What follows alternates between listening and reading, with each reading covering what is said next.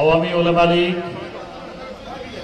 আবার নতুন ভাবে পুনর্গঠিত হয়ে যেভাবে যাত্রা শুরু করেছে, যেভাবে বাংলাদেশের আলেম ওলামাদেরকে সংগঠিত করছে, তাদের পক্ষে কথা বলছে, এই জন্য আওয়ামী উলামা লীগকে ধন্যবাদ জানাই।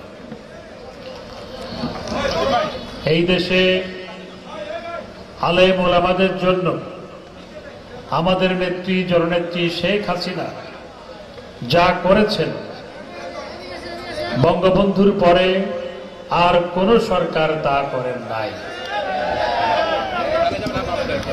এই যে পাশে বাইতুল মোকাররম মসজিদ, এই বাইতুল মোকাররম মসজিদের কোনো মিনার ছিল না।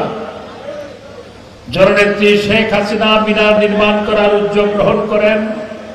96 সালে সরকার গঠন করার পর মিনারের ভিত্তিপ্রস্তর স্থাপন করেন, কাজও শুরু করেন। কিন্তু এরপরে সরকার পরিবর্তনের পর 7 বছরে মিনার নির্মাণ হয় নাই। পরে জননেত্রী আবার 2008 সালে সরকার গঠন করার পর সেই মিনার নির্মিত হয়েছে, তার হাত দিয়ে সেটি উদ্বোধন হয়েছে। এটি আল্লাহর হুকুম ছাড়া হয়নি। আজকে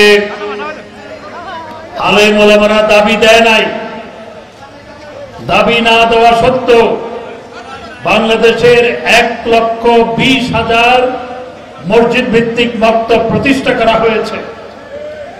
আলেম ওলামাদের দাবি ছিল না এটি জননেত্রী শেখ হাসিনা নিজ উদ্যোগে 1,20,000 সমগ্র বাংলাদেশে মসজিদ ভিত্তিক মক্তব প্রতিষ্ঠা করেছেন এবং প্রতিটি মক্তবের এক একজন আলেম 5200 টাকা করে ভাতা পায়। এর বাইরেও প্রতিটি উপজেলায় বেশ কয়েকটি করে আরেকটি প্রজেক্টের মাধ্যমে মসজিদ ভিত্তিক মাদ্রাসা স্থাপন করা হয়েছে, যেখানে কয়েকজন শিক্ষক 12,500 টাকা করে ভাতা পায়। এগুলো আলেম ওলামাদের দাবি সেইভাবে ছিল না।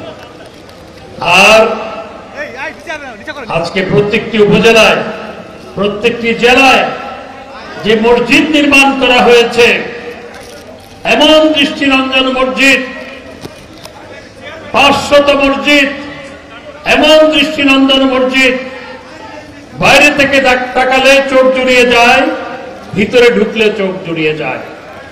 পৃথিবীর কোন মুসলিম দেশে সরকারি উদ্যোগে এত মসজিদ একসাথে হয়েছে কিনা আমার জানা নাই, যেটি জননেত্রী শেখ হাসিনা করেছেন। এই দেশের আলেম সমাজের ব্রিটিশ আমল থেকে দাবি ছিল একটি ইসলামী আরবি বিশ্ববিদ্যালয় প্রতিষ্ঠা করা, কিন্তু সেই দাবি কখনো পূরণ হয় নাই। ব্রিটিশের পরে পাকিস্তান হলো, পাকিস্তানের পরে বাংলাদেশ স্বাধীন হলো, বঙ্গবন্ধুকে 3.5 বছরের মাথায় হত্যা করা হলো, কেউ এই দাবি পূরণ করে নাই। জিয়া রহমান আলেম ওলামাদের পাশে বসিয়ে রেখে এই দাবি পূরণ করার আশ্বাস দিয়েছিল। আর এরশাদ সাহেব তিনিও আশ্বাস দিয়েছিল, মূলা ঝুলিয়ে রেখেছিল যে মসজিদ ভিত্তিক মক্তব্য প্রতিষ্ঠা করা হবে আর ইসলামী আরবি বিশ্ববিদ্যালয় প্রতিষ্ঠা করা হবে। ওই মূলাটাই ঝুলেছিল, কিন্তু দাবি পূরণ হয় নাই। আর বেগম খালেদা জিয়া চেয়ারের মধ্যে বসে থাকতো, দুই পাশে আলেমদের মাটিতে বসিয়ে রাখত। মাটিতে বসে তারা খালেদা জিয়ার তোষামোদী করত। খালেদা জিয়া মূলা ঝুলিয়ে রেখেছিল, মূলা ঝুলিয়ে রেখে আলেমদের দাবি পূরণ করে নাই। আমাদের নেত্রী জননেত্রী শেখ হাসিনা এবং শেখ হাসিনা আলেমদের 100 বর্ষের দাবি পূরণ করেছেন, ইসলামী আরবি বিশ্ববিদ্যালয় প্রতিষ্ঠা করেছেন। আর পৃথিবীতে মুসলমানদের হজের পরে সবচেয়ে বড় জমায়েত হয় টঙ্গীতে বিশ্ব ইজতেমা। সেই বিশ্ব ইজতেমার মাঠ জাতির পিতা বঙ্গবন্ধু শেখ মুজিবুর রহমান দিয়ে গিয়েছিলেন। ইসলামী ফাউন্ডেশন বঙ্গবন্ধু প্রতিষ্ঠা করেছেন। কাকরাইলের যে আপনার তাবলিগ জামাতের মসজিদ, সেটি বঙ্গবন্ধুর আমলে প্রতিষ্ঠা হয়েছে। বিএনপি এবং তার দোসরেরা তারা মুসলমানদের ধর্মীয় অনুভূতি নিয়ে রাজনীতি করে, কিন্তু আলেম ওলামাদের জন্য তারা কিছু করে নাই, শুধু আলেম ওলামাদের ব্যবহার করেছে। আমাদের নেত্রী জননেত্রী শেখ হাসিনা আওয়ামী লীগ আলেম ওলামাদের ব্যবহার করে না, আলেম ওলামাদের জন্য কাজ করে। এই বিএনপি জামাত ইসরায়েল যে আজকে নির্বিচারে ফিলিস্তিনে গাজায় নারী ও শিশুদের হত্যা করছে, এটির বিরুদ্ধে একটি শব্দ বলে নাই। তারা ইসলাম নিয়ে রাজনীতি করে, জামাতে ইসলাম স্লোগান দেখি আল্লাহর আইন চাই, সৎ লোকের শাসন চাই।